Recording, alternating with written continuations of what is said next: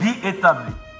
L'infraction de détournement des deniers publics mise à charge du prévenu Constant Mutamba Tungunga le condamne à 3 ans de travaux forcés. Patrice Emery Lumumba, Simon Kimbangu, Constant Mutamba, qu'ont-ils donc de commun?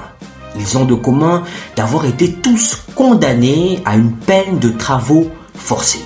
Eh bien, dans cette vidéo, nous allons voir l'évolution de cette peine en droit congolais, mais surtout, pourquoi est-ce que l'ancien garde de Sceaux ne devrait pas aller en prison, contrairement à la pratique congolaise. Beauté mes chers moniteurs, j'espère que vous vous portez très bien, très content de vous voir dans ce format de décryptage, d'analyse, mais surtout abonnez-vous massivement pour ne rien rater de nos prochaines vidéos. Premièrement, qu'est-ce que c'est qu'une peine de travaux forcés? C'est une peine privative de liberté qui est applicable notamment au délit.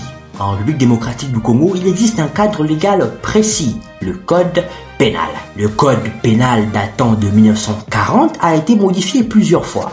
Et selon la dernière modification, c'est à l'article 5 notamment que la peine de travaux forcés est fixée comme une peine applicable en droit congolais. Mais surtout, c'est l'article 6 bis qui nous donne quelque part les pistes pour l'exécution de cette peine de travaux forcés. Alors, à l'article 6 bis, on précise que cette peine est applicable conformément à une ordonnance du président de la République. Problème, cette ordonnance n'existe pas à ce jour. Alors, que fait-on? Est-ce que l'on laisse un vide juridique dans l'application de cette peine? Non. Il y a un usage, une pratique congolaise dont nous allons parler. Mais surtout, restez jusqu'au bout pour voir ce que les avocats conseillent de Constant Mutamba devraient faire. Alors, la pratique congolaise assimile quelque peu la peine de travaux forcés à une peine de servitude pénale, dans la mesure où l'on conduit les infracteurs condamnés à cette peine en prison. Mais le problème, c'est qu'il y a cacophonie et surtout il y a irrespect de la loi, puisque l'article 6 bis, l'alinéa 3, précise que cette peine de travaux forcés on ne peut pas la confondre ni l'assimiler à une peine de servitude pénale. Il ne devrait donc pas y avoir cette pratique congolaise, une pratique qui est contraire à la loi. Mais par rapport à l'évolution, il est important de rappeler que ce code de 1940, bien qu'il a été modifié plusieurs fois, les dispositions relatives aux travaux forcés et même aux peines n'ont jamais été touchées à ce jour.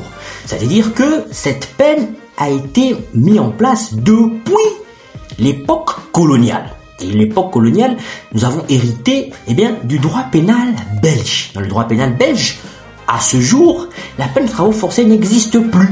Il y a une autre peine qui y ressemble. On parle de peine de travaux d'intérêt général. Cette peine de travaux d'intérêt général, à l'article 37 et suivant du code pénal belge, c'est une peine qui fait que l'infracteur condamné à la dite peine, effectue des travaux non rémunérés pour le compte de la collectivité. C'est drastiquement différent aux travaux forcés. Donc, les législateurs congolais devraient être plus actifs. Ils devraient, s'inspirer de ce que font les autres de bien pour améliorer ces peines, puisque ce que nous avons est tout à fait archaïque. Et surtout, même ce que nous avons, nous ne savons pas comment l'exécuter ou l'appliquer, puisque le texte prévoit une ordonnance qui n'existe pas.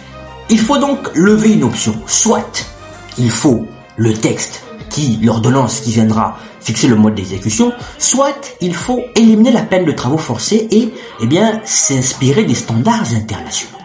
Pour le compte des avocats de Constant Mutamba, il devrait, dans la mesure où Constant Mutamba est conduit en prison, attaquer cette ordonnance du ministère public qui assimile la peine de servitude pénale à la peine de travaux forcés, puisque la Cour constitutionnelle est le garant de la légalité de tous les actes. Pour finir, chers moniteurs, une question vous est adressée.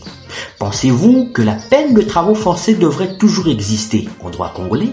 Mais surtout, faut-il que Constant Mutamba soit emprisonné, malgré qu'il soit condamné qu'à une peine de travaux forcés?